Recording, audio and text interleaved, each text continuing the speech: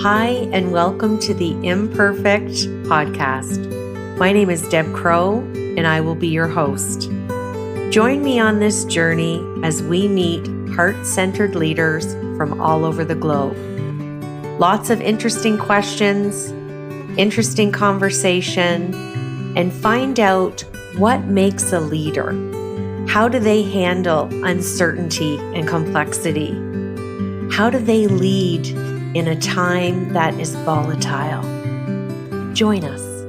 Welcome back to Imperfect, the Heart-Centered Leadership Podcast. And I recently came across a very interesting gentleman from London, England, that I want to tell you a little bit about today. His name is Tom Lawrence, and he has authored a book called Manager to Leader. And it's all about thought leadership. And I even love his website. It's highlyeffectiveleader.com. So Tom's schooling is very, very interesting. He went to Liverpool Community College, where he obtained a mechanical engineering certificate. And then he went on to John Moores University in Liverpool to get his honors in mechanical engineering. And then he furthered his academic pursuits by getting his master's degree at the University of Manchester in asset management and maintenance engineering. So he has been a production manager for ScotRail. He's been a fleet performance manager at Siemens Rail Systems. He's also worked as an engineering technical manager for Greater Anglia in the UK. And now he is a new author, but he also is a senior project manager at SNC-Lavalin, which is a rail and transit company in London, UK. So Tom, welcome to the show. Thank you very much. So it's very, very exciting and fun to be talking to you in London, Ontario, Canada. And there you are across the pond in London, UK. The beauty of technology. Yeah, it's like you're right. It's like you're in the same room as me. It sounds so good. I'm delighted our paths have crossed through a mutual connection on LinkedIn. I have been reading your book that you sent, and if you're ready, I would love to dive into some leadership questions. Yeah. Now, I know there's got to be a story. So you've had a very interesting trajectory academically and also with your career. Tell us how you kind of fostered and learned the difference between being a manager and being a leader. Well, it started really before I became a manager or in any leadership position. It started when I was about 16, when I started my apprenticeship in engineering. And my first ever supervisor was a very, very tough dictatorship style of a manager. And at that time, I thought, this must just be the way things are in the world of work. You get these managers where, they're really, really tough on you unless you do unless you do an amazing job. They'll always put you down and they'll always be tough on you. So I thought if I ever got into a management position, I would have to be like that. But then when I got into a management position when I was about 25, I realized, no, you don't have to be like that at all. In fact, you need to be the exact opposite. But the managers that I was working with at the time were like that still. So what I like to call it is, it's like a very old school style of management where it's, they tell your people what to do and then you go and do it, basically. So it's like a dictatorship style. Whereas leadership is not about that at all. Leadership is about service. It's about serving your people, not the people serving the leader. And that's when I got my first leadership position and I started reading up on leadership and learning about it. Like I started with like John Maxwell books, and I learned about Simon Sinek as well. So I was reading his books in about 2008, 2009 this was, and I just learned that this is not how leadership's about, but I could still see all around me. And even when I went up to Scotland and then down here in London, is that was the style of leadership. So I thought to myself in about 2015, why don't I write about it, and why don't I sort of document how I'm seeing things and see if things change? And then in about 2019, I decided, well, I'm going to, all this stuff that I've written about myself, about the managers that I've worked with, I'm going to put this into a book, and I'm going to share it with people, because I want to help people realize that to be a leader, you don't have to be that style. You don't have to be a dictator. You need to be a person of service, and you need to serve your people. So that's my sort of that's my just cause is, I can see a world where our leaders create environments that focuses on people to help them to learn to lead, to grow, and to increase their influence for the good of us. So that's the just cause that I'm trying to advance with my book, with my website, and with all and the other materials that I'm creating at the moment. So that's sort of where I came from, was a position of dictatorship, and then learning about what leadership actually was, and seeing it all around me, that I need to do something to change this. I can't just let this carry on the way it's going. And I thought by writing a book would be one of the first things I could do to sort of make that change happen. Well, I'll tell you what I love about that. I'm sitting here and my smile is literally from ear to ear. I love talking about heart-centered leadership, and I agree with you. Anybody can be a leader. You don't have to have stature or title. And when we lean into that servant leadership, just like you talked about, I think it affords us an opportunity to lead with heart. And I think the dictatorship style is slowly starting to lessen as more leaders, especially with COVID, are starting to recognize we all have an opportunity to show our emotion on our sleeve. Yeah. We can be vulnerable. We can lean into courage. And I'm happy that you took your own growth and development and notes and turned it into a book, and I'm excited for us to talk about that. Yep. My next leadership question, Tom, I ask all of my guests, what imperfections do you feel that you bring to your heart-centered leadership? Well, I think when you mentioned vulnerability, I see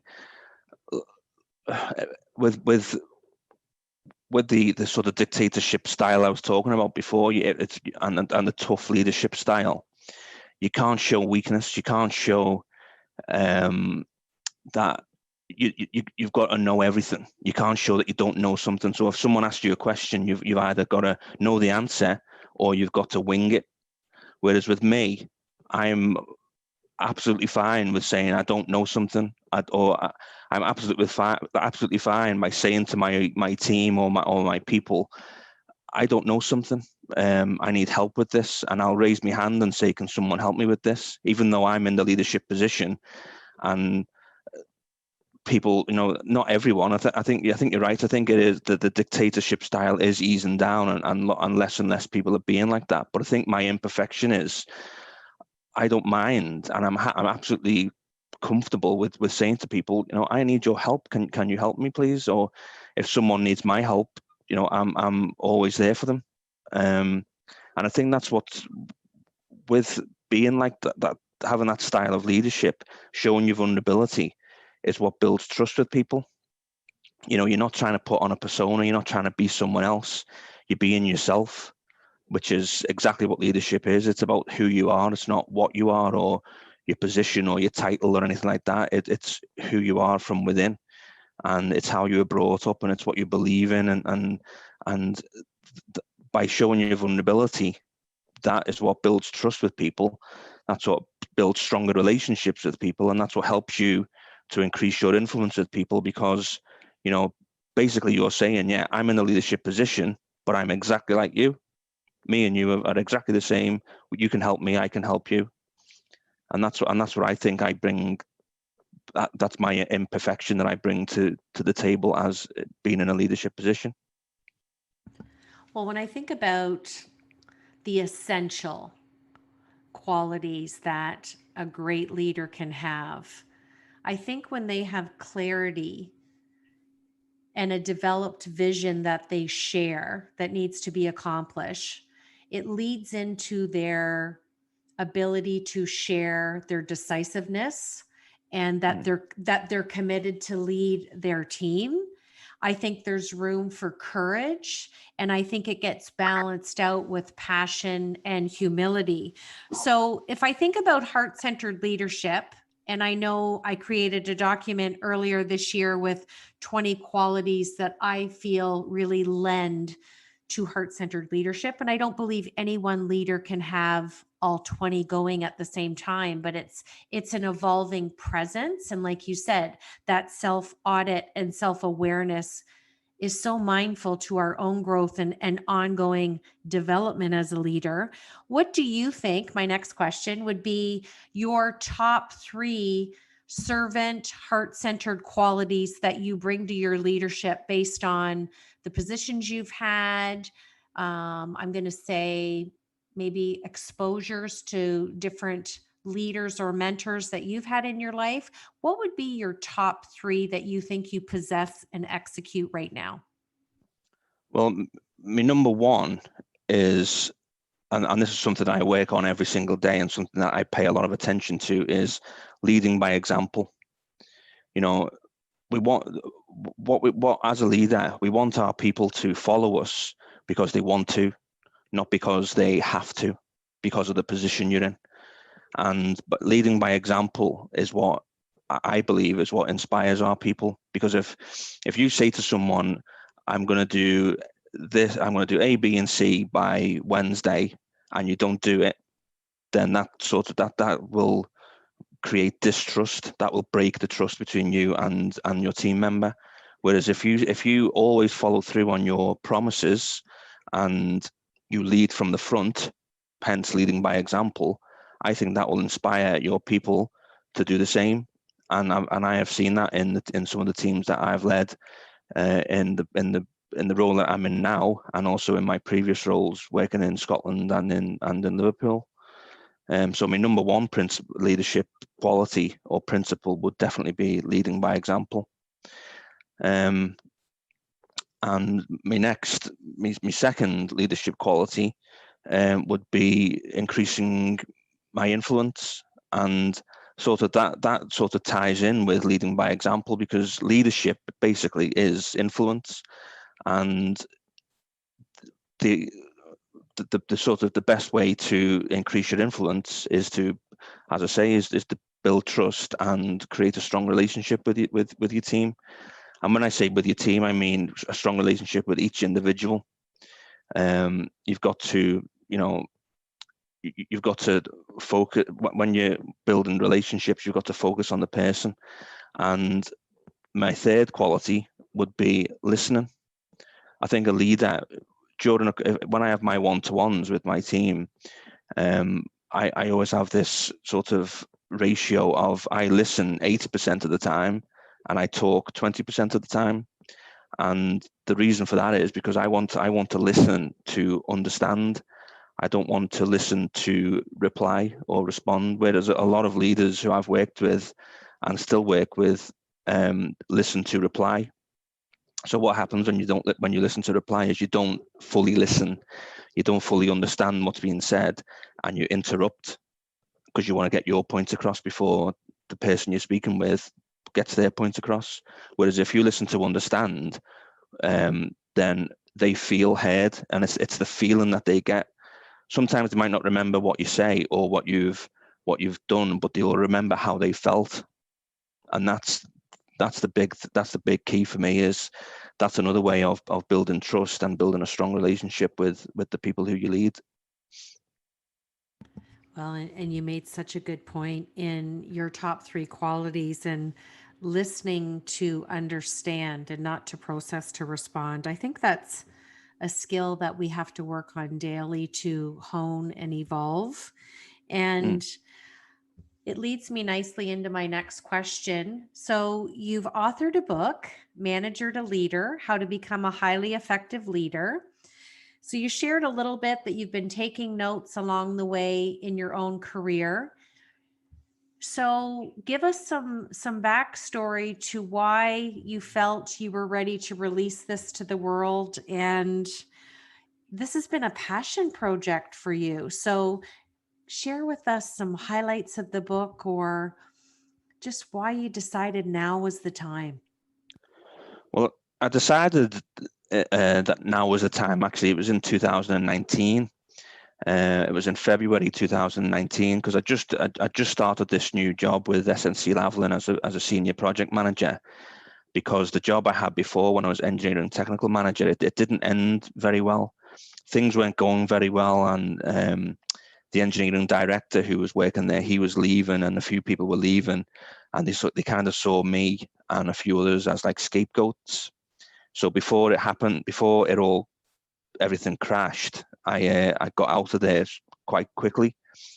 So that was like a catalyst for me to say, well, look, I want to do something to help people not get in the same position as me. So in February 2019, when I just started my new job, it was on my mind for like ever since I'd left that other job a few months earlier, and it was like it was bursting out of me. And I thought, no, I've got to do it now. I've got to start working on putting this book together, and then as soon as it's finished, I need to send it out, because I want people to understand the position I've been in and learn from my experiences, and also from my mistakes, so that anyone who's in a similar position to me can, not go through the same things, if you know what I mean. And a few things within the book is the reason it's called Manager to Leader is because a lot of people, when they get the management position, they see, right, I'm in a manager's position now, I'm a leader. It's the position that makes the leader, and which is, it's not, anyone can be a leader. You can be a leader from being a member of the team. You can be a leader from even lower than a member of the team. Anyone can be a leader. We can all influence. It's not the position that makes the leader. And I want to help managers realize that once you get to management position, that's it. Your personal growth doesn't stop. It needs to carry on. In fact, it needs to increase, because you're now in charge of people. You have people as your responsibility. Your business is no longer engineering or whatever industry you're in. Your business is people.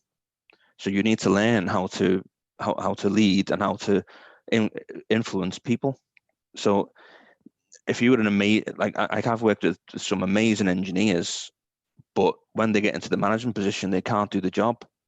But they promote the best engineers because they think, if they're a good engineer, then they'll be a good leader. But an engineer and a leader is completely different role, and it's a completely different business as well. Even though you're in the same job in the same company, it's like two different businesses, and people don't realize that. And that's what I want. I want this book and my website and the other things that I'm going to be working on to help people realize that, so that when they get into the leadership position or the management position, you need to work on becoming a leader, and you need your people to follow you because they want to, not because they have to, because you're in the manager's position or the supervisor's position. It's such an important conversation, and I'm so excited that you wrote the book on this, because being highly effective as a leader, when you're in a leadership position, you're kind of wearing both hats. And I Mm. think you made a really good point there, that the biggest difference between leadership and management, and it's often overlooked, is that leadership always involves leading a group of people. Mm. And then when we look at management, management is only concerned with the responsibility for things, whether it's fiduciary or technology, or it doesn't matter. It's more of an intrinsic approach. So to be a really, really good leader, you are leading people. And I always joke with my guests saying, it doesn't matter what sector we're in, we're all in the people business. So it's Yeah. just such a great point, and I'm glad that you have really taken the bandwidth on this to explain the difference and bring your own education, life experience, work experience into this. So it's almost like bringing your whole fruition of example and experience in this book. And it must be heartfelt for you to see it now being published. Oh yeah, definitely. I mean, when it was on January the 31st, I had it published, that it got released, and the feeling was amazing. I've had quite a lot of people want to read it, so I've put it on Kindle for free for 5 days, and the response has been brilliant. And I just hope that the people who are reading it take action on what they learn. They don't just read it and then put it in the drawer, or they don't, or put it back onto the Kindle, or wherever they're reading it from. I hope that what they learn from the book, they take action. And if they're leaders of a team, then I hope they share what they learn in the book with the team, and also, put into action what they learn as well. Well, you're certainly giving them a great on ramp to your theory, your examples. And like I said, I'm enjoying reading it, and just want to congratulate you. I'm sure it's quite a Thank you. feat to have that vision, Tom, and you've brought it to fruition. And now it's time to celebrate and put it out to the masses, which is why I wanted to have you on the show. Thank you. I'm going to switch gears now, and I'm going to ask you what I call my Fab Four. And these are Yep. just four fun questions. What's sitting on the top of Tom's mind? First question, tell us something about Tom that we don't know. Well, before it wasn't before, when I was about 20, I was made redundant from my engineering apprenticeship job. I finished my apprenticeship, and I went to college, and I got all my certificates. So I did everything I needed to do, but I got made redundant because the company went bankrupt. And at the time, I was playing in a band. I'm a guitar player, and around that time, when I just got made redundant, we got a record deal in America, and we went to Los Angeles to record the album. We were going to go on tour. And then after about 6 months, the record company that we were with went bankrupt. So my dream of becoming a rock star, sort of, I had those 6 months in Los Angeles, and then that sort of, not failed, but, like the company went bankrupt, and we had to sort of give that up. So when I came back to Liverpool, I got back into the engineering business, and that was when I started working on my leadership. After I'd finished with the music. So not a lot of people know that about me, about that I do actually play. I still play the guitar today. I still play at home and practice and stuff. But yeah, I was so close to becoming a rock star. So this book might not have ever gotten written. I could have been writing a book about rock stars. Well, I'm going to tell you where my thoughts went when you said that. Have you ever thought or considered that your book is going to allow you to be a rock star in the leadership world? I'm not sure. Maybe. I mean, that's not what I was looking for, if you know what I mean. I was looking for to help people. But if me sort of building my reputation, and if that helps people, then yeah. But the sole focus isn't about me becoming a rock star or being famous in the leadership world. It's about helping people, and it's about my just cause. It's about advancing that cause of um, seeing a world where our leaders create environments to help that focuses on people, to help them to learn to lead, grow, and increase their influence. So if my writing a book and my reputation grows, but if that helps me to increase my influence and advance my just cause, then yeah, I'll be happy to do that. But that's not the reason why I did it, if you know what I mean. Oh, absolutely. I know that you are a heart-centered leader, and I was just having a little fun with you figuratively, but Yeah. I think what you've done attributively with your writing and your experience, I it's going to win over the hearts of many people, because I think that we are losing that armor on our chest that you and I talked about earlier in leadership. And whether we call it heart centered or highly effective or soft leadership skills, we are all in that people business. And it's time to really demonstrate more emotional intelligence in alignment with IQ. And I Yeah. think your book is really going to speak to a lot of people. Yeah. My second question, Tom, is if you had to sit down with the 14-year-old version of Tom, what advice would you give him? Um, well, if the 14-year-old Tom was around these today during this pandemic, then the advice I would give 14-year-old Tom would be know where you want to go. And I know at 14 you don't, you sort of, there's that many things going on with school. But I've got a nephew who's 15, and the advice I've gave him, or what I want to give him, is have a plan. Like know where you want to go in life.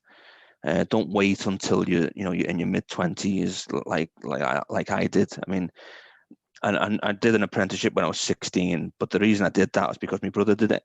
So it was sort of like a way to, it was a way to leave school, and it was a way to, get my foot in the door. But I think if you're passionate about something, like I'm passionate about leadership, and I've got to a stage where now I can write about it because of the experience I've had.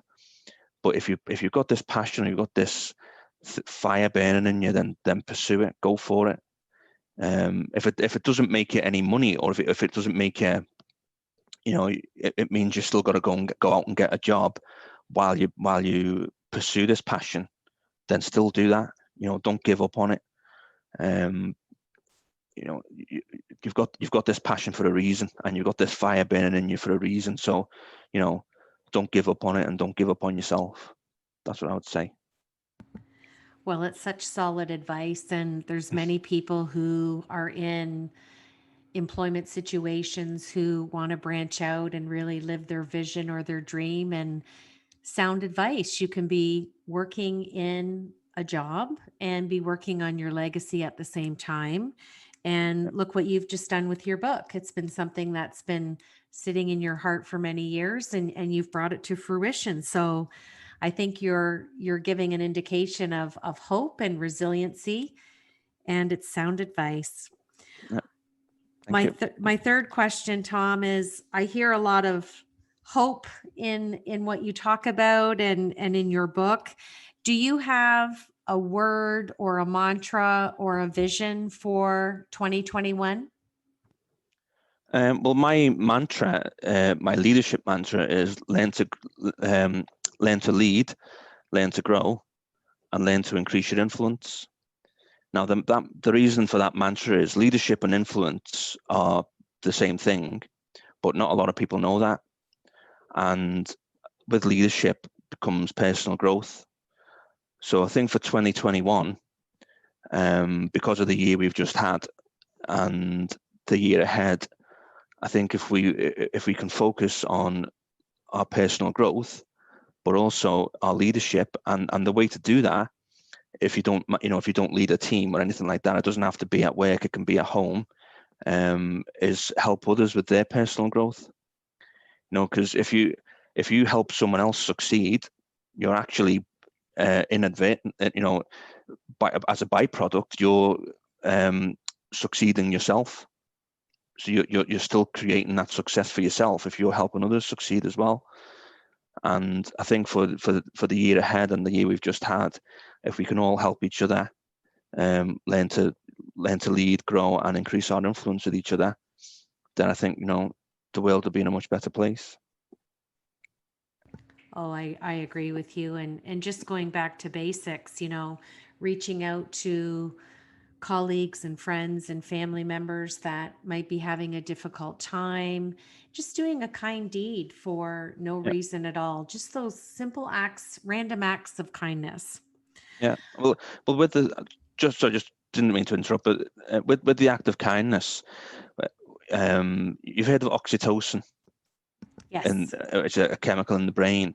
When you're kind to someone, it releases a shot of oxytocin in our brain, and it makes us feel great. And even witnessing an act of kindness creates oxytocin in our brain and makes us feel great as well. So if you want to feel great every single day, be kind to people. Well, it's easy to be kind, isn't it? It's Yeah, all mindset and perception and our ability to make a decision. yeah, exactly. My last question for you, Tom, is share with us something on your bucket list or an aspiration or a dream that you still have sitting in your heart that you'd like to achieve. I would absolutely love, with my book and with my website and the other things, I would love to become an international speaker. My dream would be to speak on a stage someday in front of people who I can help, and who want to learn about leadership, want to become highly effective leaders, want to work on themselves every single day. I would love to be able to do that.